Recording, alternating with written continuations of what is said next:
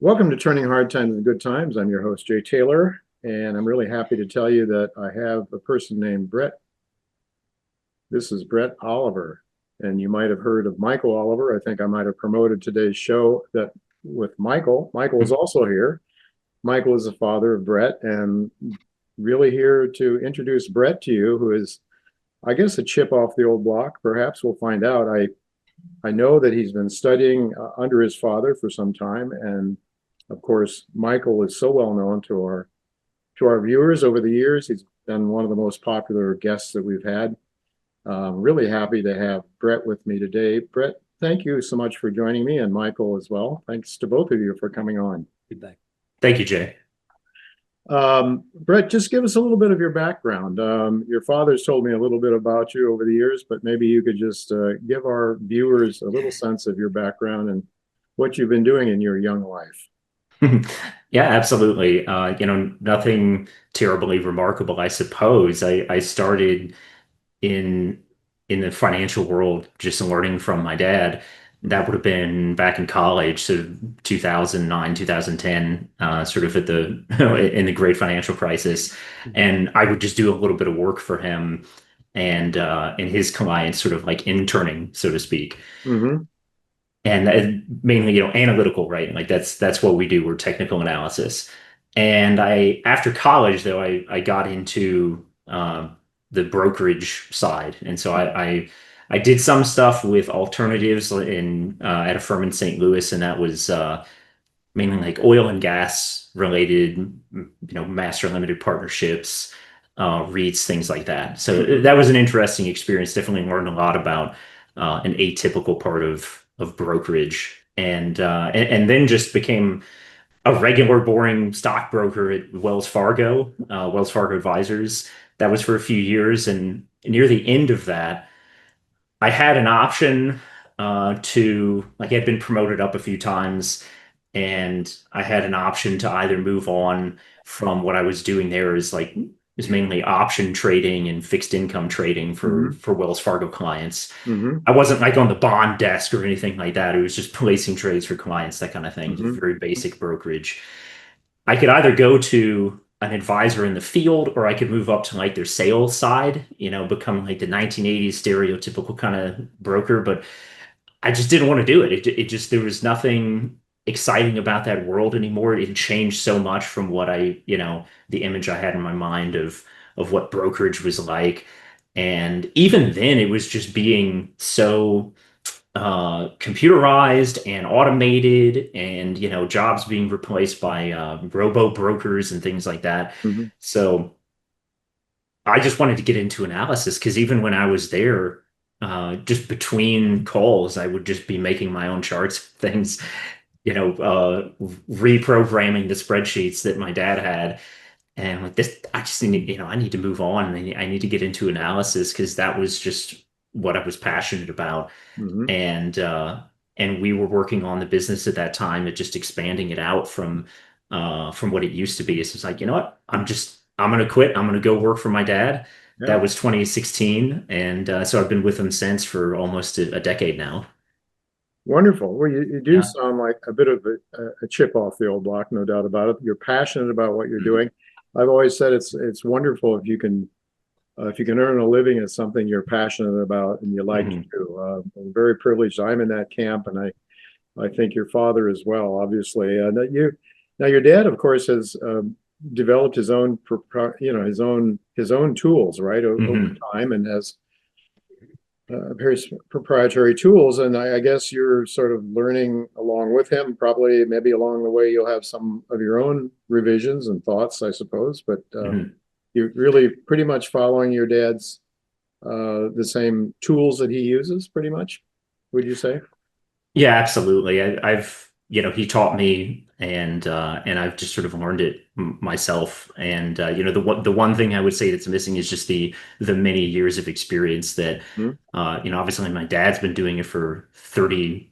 Well, he's been in the industry for longer than that, but Yeah. MSA for over 30 years. And so, Sure. Yeah. my one decade doesn't really compare yet, but uh That's the one thing. But no, I've learned all the techniques from him, and I've added some new stuff, and Yeah, a few things in particular. I won't go into extreme detail, yeah. but I've added a few things that he's really come to like, and he'll say, "Oh yeah, this 10 of the 15 thing you came up with is great. I love this." So there's definitely some adding to it.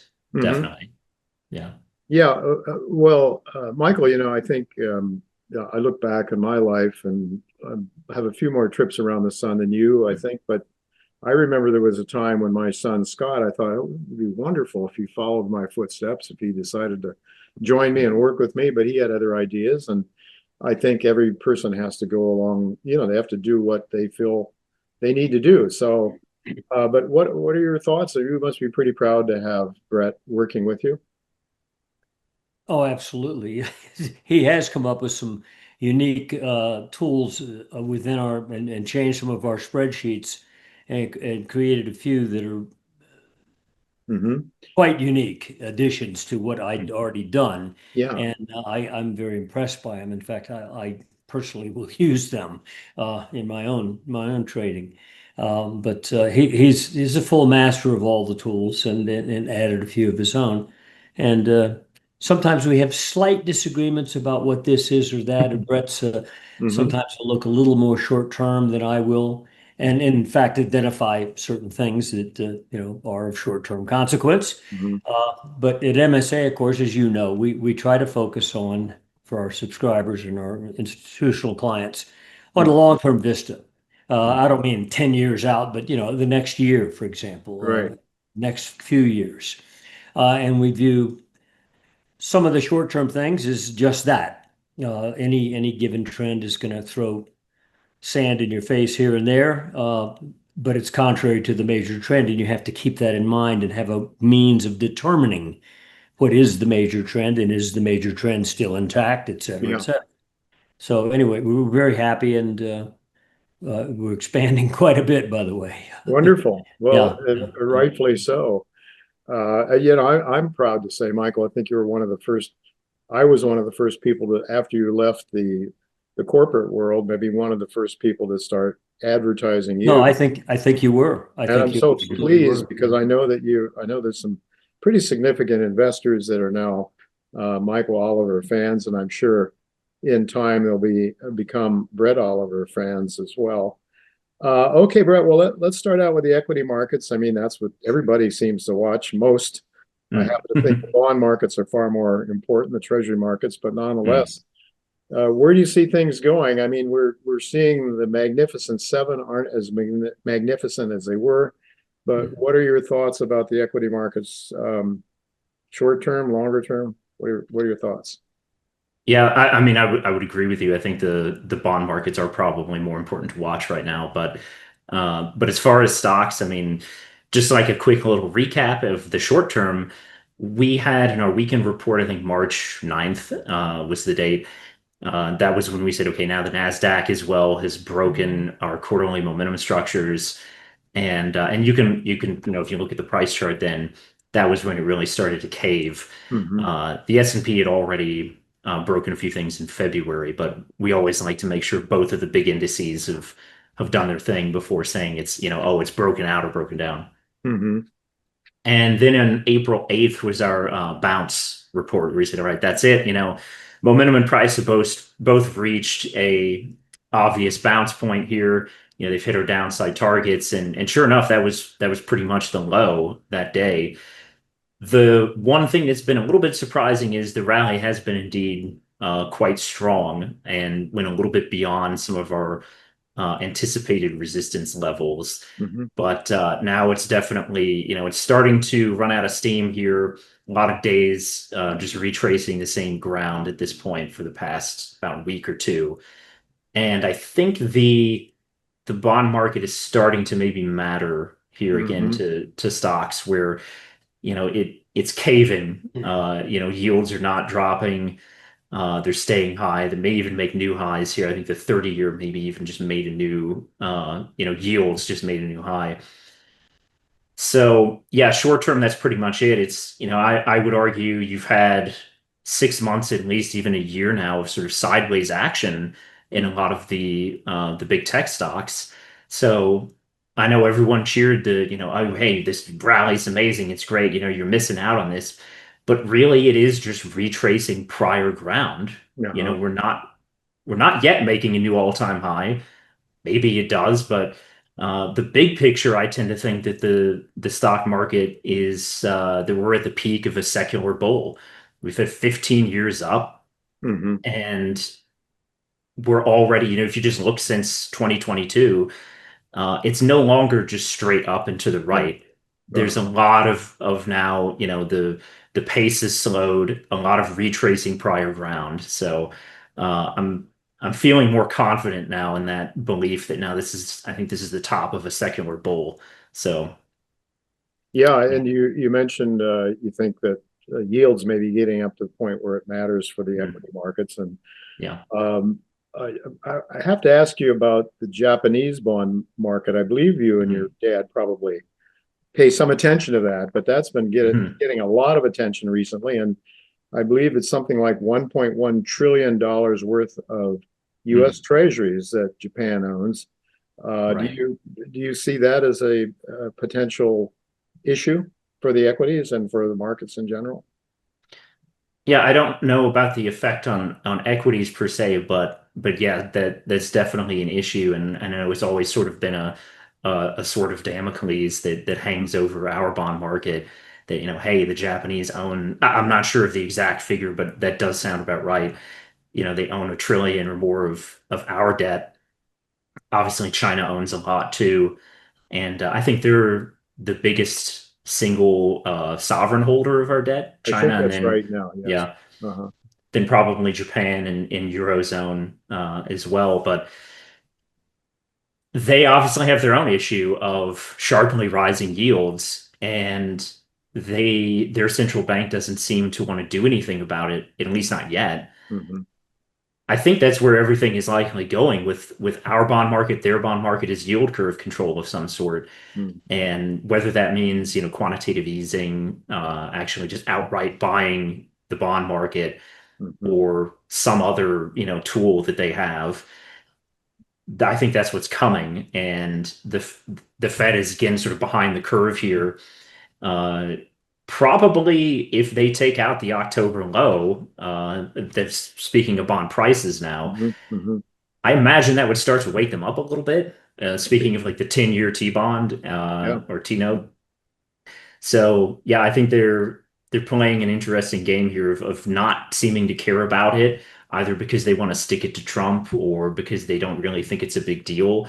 But if yields persistently rise and stay high, then yeah, that's going to put pressure on equities. I think it's already evident that it has put pressure on them simply because it's, well, 5 years now, and the S&P and Nasdaq, instead of being up, hundreds of percents, like you could just look at a price chart, look at from 2009 to 2021. It's basically just straight up. There's Right. not really any disturbances. But then now it's been a lot of, there's clearly pressure pushing down on the market. So, um,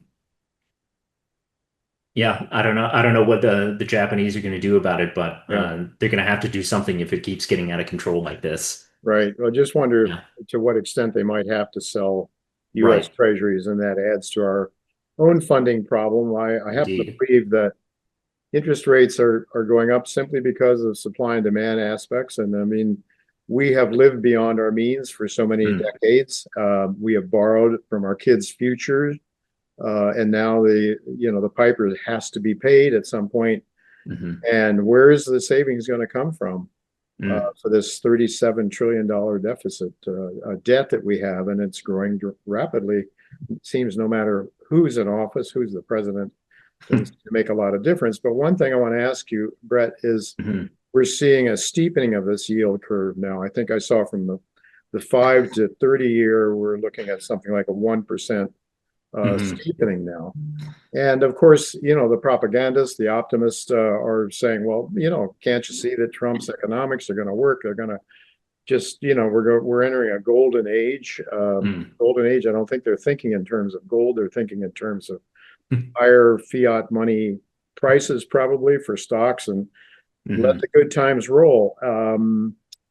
But it seems to me, I mean, as I look at certain things, commodity prices, oil prices, copper, look at the Mhm. equity markets, you look at some of the issues with labor and credit, you got to wonder, where are the good times coming from? I don't know what your thoughts are. Mhm. Yeah, no, it's a good question because initially, when Trump was elected again, the DOGE, government efficiency program Mhm. seemed like, okay, well, this is a good idea. We should be doing this. I kind of felt like it was too little, too late, Yeah, and now that it's Elon's out of the picture, he's back to running his businesses. Doesn't really seem like they cut that much. hmm, Nothing significant, at least. And now we've got the big, beautiful bill, the spending bill, that's just going to dramatically increase deficits. So it's just sort of more of the same. Then it seems like, yeah, indeed, no matter who the president is, no matter what they try to do or say they're going to do, we just end up spending even more money.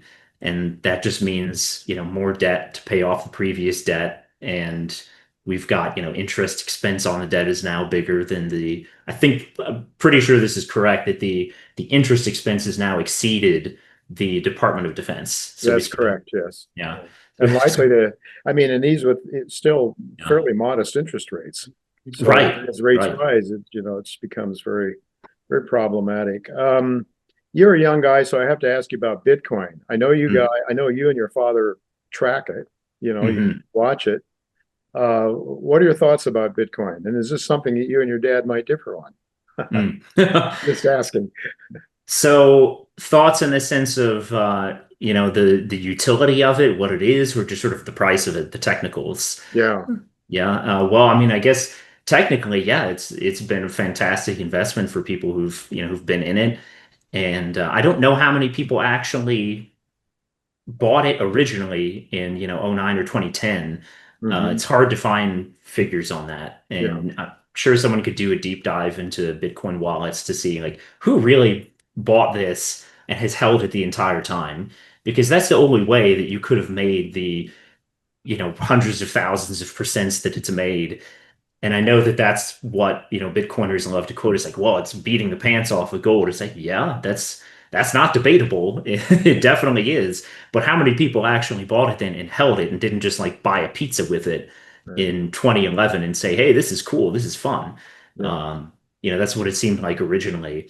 So yeah, performance wise, it's been great, and it's still, it's not broken anything. Like from our perspective, we look at it every other week and the long-term picture is still positive. It's not broken down. Hmm. So, so we're still bullish on it in that sense. Again, until something breaks, the trend is still up. And from the perspective though of, well, what is it? Is this money or an asset or what? Well, I liked the original idea of it, that it was a decentralized currency, if you will, like not issued by government. If you have the code running on your computer, then well, now you're a node within the blockchain, Hmm. and you could mine it yourself if you wanted to, buy a bunch of graphics cards and mine Bitcoin. The thing though is that it's never the currency has never materialized. Hardly anyone is using it to actually purchase goods or services. So instead, it's just sort of become a trading sardine, if you will. It's like, well, you buy it, the price goes up.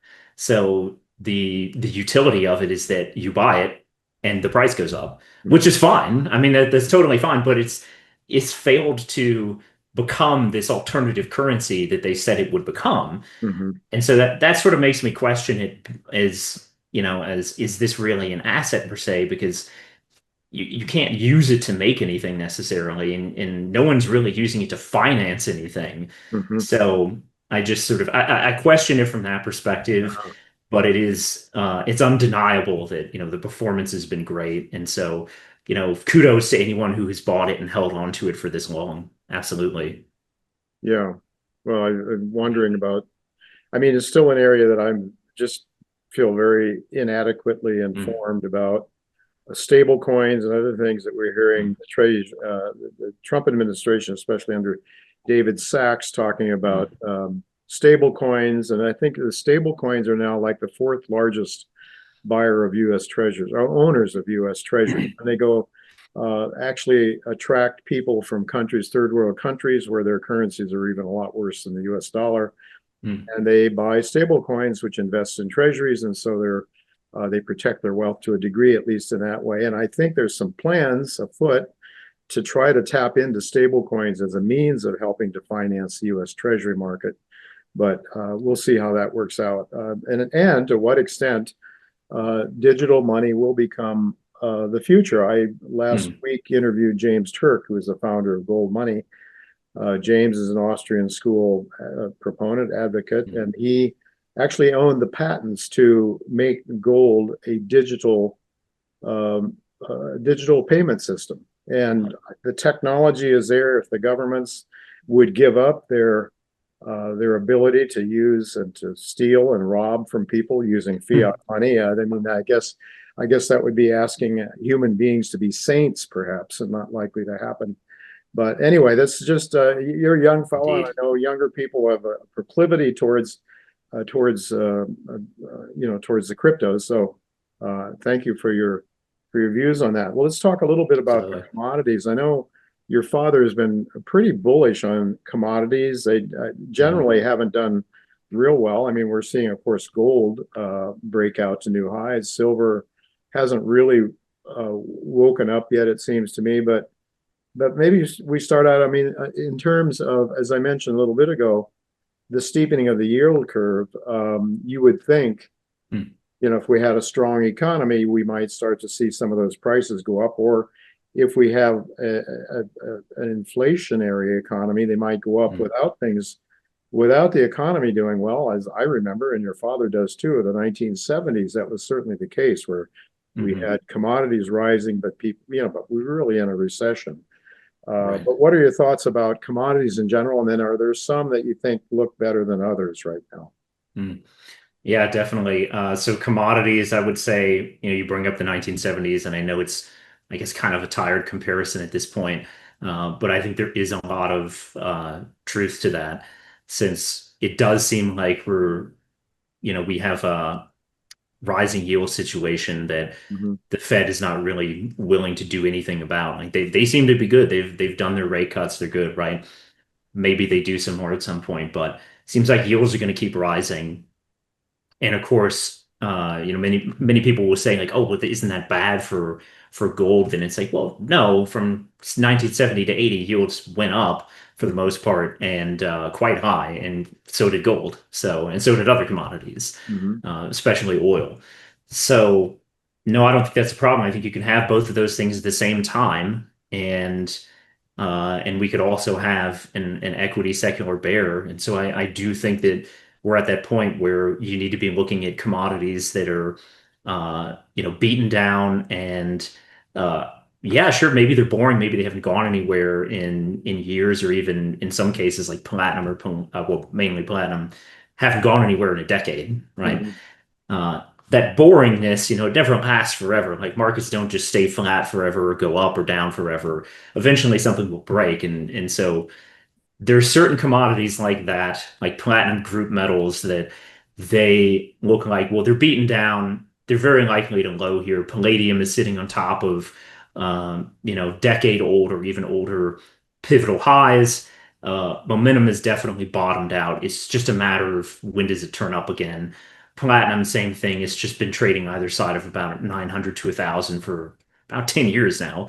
Yeah. So yeah, if you're in it, you've not made anything that's painful for sure. But it's, at this point, it seems to actually be waking up. Gold has been leading the way now for many years. So everyone can see now that gold is doing well. And silver is also done quite well since the bear market lows of 2015. Right. For most commodities, that was the bear market low there, late 2015, early 2016. So it's actually done quite well, but it really needs to get above this 35 level, I think, to accelerate and really show what it's capable of. And I think there are also mining stocks are a big one, which I know are, that's your community. And of course, everyone here is, we understand them probably too well. and have a love-hate relationship with them. But the truth is, they have also done very well since Mhm. those bear market lows. Yeah. GDX has beaten the S&P 500. I think even GDXJ has. And you look at that one. I mean, I was just looking at GDXJ the other day, and it's just the base on the price chart is insane. Hmm. This massive decade-wide base, just to get back to the prior bull market highs, would be an enormous move. And I do think that that's going to happen. It's just a matter of being patient. So, I mean, that has been our big focus, of course, is precious metals. Other commodities, though, that I think could do well. I do think that the platinum group metals could do well. I do think copper is probably going to do well here. And I tend to think that copper could actually double or triple here in price. I'm not saying like, oh, it's going to do it tomorrow, Yes. but I think that over the next few years, within the next decade, let's say, is like copper could be $15 easily. And also, right now, fertilizer and agriculture. Hmm. There's a lot of I own some NTR, Nutrien, them and Mosaic, and it's sort of I guess a derivative of a natural gas play, but they look really good here. Yeah. So I think that's the ag side of things is something that we really look at a lot in our commodity report. So that's one that I'm pretty excited about, Hmm. and not so much. There's some other softs that have already done really well. So not those like cocoa, FCOJ. It's like Yeah. they've already sort of done their thing and they're coming down now. So, not those. When I say ag, I don't mean that. I mean more like the grains and fertilizer Sure. and that sort of thing. Yeah. Hmm. Yeah. I just wonder if we don't need to Mhm. see the equity markets uh, Mm. really come down a lot more for people to lose confidence, because it seems to me that the majority of people are still looking at magnificent seven stock kind of things, technology, rather Sure. than the commodities, which are in the minds of many people very boring. Mm-hmm. But at some point in time, profits are not boring, and we're seeing great margins for the miners right now, really picking Indeed. up. So you have to think at some point there's going to be money moving into that sector. Bret, you mentioned JDXJ and is Mm. JDX the majors and the juniors, and I saw Mhm. somebody charted the other day that actually relatively the juniors have now sort of overtaken the majors just recently. I don't know if you look at that relative, if you look at it on a relative basis, juniors to the Mm. majors, GDXJ to GDX, I don't know, but I thought that was interesting, and of course that made me happy because my focus is on on the little guys, the explorers, the people that are finding the stuff on Right. the ground. So, well, this is It's really, yeah. Go ahead. Oh, well, yeah, I mean, just real quick, I haven't actually looked at that yet. So that's, I should though, GDX versus GDXJ. Yeah. I wouldn't be surprised that it had just now overtaken it.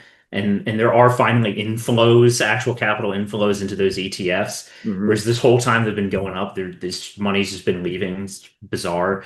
Uh, but yeah, no, in fact, I will take a look at that now. I had not looked at that ratio between those two ETFs. So It's that's interesting. kind of Yeah. interesting that I think in precious metals bull markets, your father has talked about this a lot. The silver, lags, and when it goes up by a lot more than Mm, than gold. The same is true with the junior miners on a percentage mm, basis. mhm. They're penny stocks right now. They can go to several Right. dollars. I've seen that happen in the various cycles that I've lived through. Boy, this is really interesting, Bret. I think I hear a lot of your father's views here. I don't know. Maybe I should ask Mike if he. What are your thoughts? So you think your son's on the right track here? Oh, definitely. He does a lot of our analysis, Uh-huh. and our analysis does say that we're major asset class shift out of equities, Hmm. especially US. US is the biggest bubble market in the world right now, by the way, in terms of dimensionality of the move since 2009, the money printing that did it, the free money that existed 10 out of the 15 years, you name it, it's a drugged up market. And I think it's topped. Momentum says you're broken, and price has counter trend rallies. Live with it. It's a fact. We expected the bounce. It was a little bit more than we thought. but it's already starting to wobble in the zone of resistance. And it looks like we'll roll over. Now, I think that next rollover in particular is the rollover that will cause asset class flows. Yeah. Because, the hope came back instantly in the stock market. But Hmm. you roll over again and you take out that last low, Hmm. that's when the average guy out there is going to say, well, I didn't think this is going to happen. I thought that was a buy. Yeah.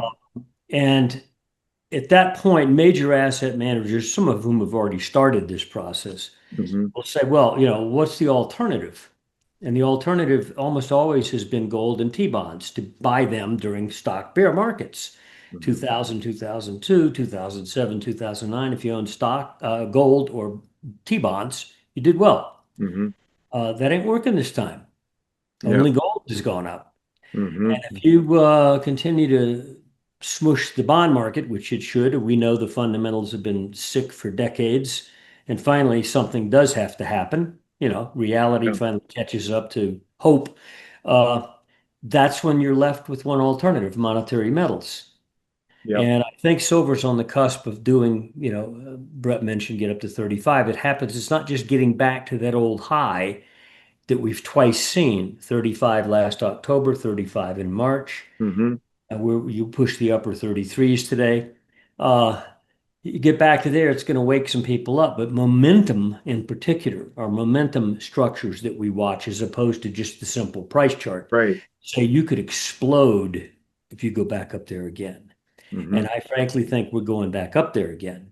In Hmm. which case, at that point, I would bet that silver will outpace gold hands down. Right. And money will then begin to flow into the gold and silver miners too. Hmm. Uh, so I think that's the cusp that we're on right now. Is this transition is not like a button push and all of a sudden it happens. It's an arm wrestling process. Right. Right. But the stock market is a contributor, will be a contributor because it will spook the central banks. Well, Michael, would you see then silver being a signal that we're in the last phase of a precious metals bull market? No, I don't. I think it's a different reality. I Yeah. don't know about last phase this time. I think gold and silver, when they go up this time, don't expect a big bear market afterwards. I think a Hmm. new reality could emerge, and Hmm. a reality such that fiat currencies come into total question. Okay. That political upheaval, I don't mean partisan upheaval, but in the street type, Hmm. this doesn't work attitude. Right. So it Right. explodes. Desperation. Yeah, it happened in Argentina. It can happen elsewhere. Right. And Right. with just kick this stuff out, then we'll figure out what to do. Yeah. And I think that's about to happen. And I think the economic consequences of the stock downturn, in other Right. words, in the street, painful consequences to average Right. people, Right. will create that sense of, sheesh, nothing's working. Right. And there could be a reversion, I think there will be, to monetary metals as money. Right. So a And reset. This could be totally, yeah, a some sort of major because reset. nothing This else is, works. yeah, it's not Um, 1980 again in gold. It's not right. 2011. It's something different this time, Right. a Right. different reality. And I don't think we're even close to seeing the price levels we could see over the next year or so Yeah. as we move toward that new reality. Yeah. For sure. Well, I know you looked at something like $8,000 just based on the past cycles, Yeah. and yet I think, as you say, this time looks different. It doesn't look like the same kind of a bull market because we are coming to those points where math doesn't lie, and you can't finance the treasuries anymore. The world's reserve currency, the way it's financed itself, the math just doesn't work. And exponentially, the interest rates are just suffocating, taking the oxygen away from the U.S. Economy. So something's got to give. And I just want to thank both of you, Bret and Mike, for coming on today. It's a real pleasure seeing both of you on here and having Bret introduced to my viewers for the first time. I think the future is bright for Bret and for anybody who buys gold and silver right now. Although who knows what kind of disruptions we might be facing in the meantime. I suppose, Mike, you and Bret and your family moving to a more rural area in America might make some sense. I don't think I can talk my wife out of leaving, so I may be sitting here like a dead duck sometime. I don't know, but we leave it in the hands of the Almighty. I don't know what else to do. We have to use our logic. We know that gold. J.P. Morgan and James Turk corrected me. He said J.P. Morgan didn't say gold is money. He said money is gold. A little different. You know, money is gold. J.P. Morgan said it in front of Congress, but hey, why would we let some prudish old idea get in the way of having some fun? And so that's what we've done. We've had one heck of a party, and now it's going to come to an end. And those people who are, I guess, we want to be as prepared as possible. And again, thanks to both of you, Michael, for your, over the years, you've been so helpful to our viewers, to my followers. And Bret, it's good to see you're continuing to work with your father. So thank you, Jay. Thank you. Wish both of you all the best. And until we talk again, I hope to have both of you on again sometime, maybe not together necessarily, but to have you on when you're willing and able to come on. So sounds like a plan. Okay. Thank you, Jay. Thank Wonderful. you. Well, that is it for this week, folks. Next week, I'm expecting to have Terry Lynch of Power Metallic Metals, not only to talk about that world-class deposit that they're in the process of outlining, but also he wants to talk to us a little bit about short selling among the small cap companies and how that really makes it very difficult, and how he's leading a campaign to try to overcome that legislatively. So until then, goodbye and God's blessings to you.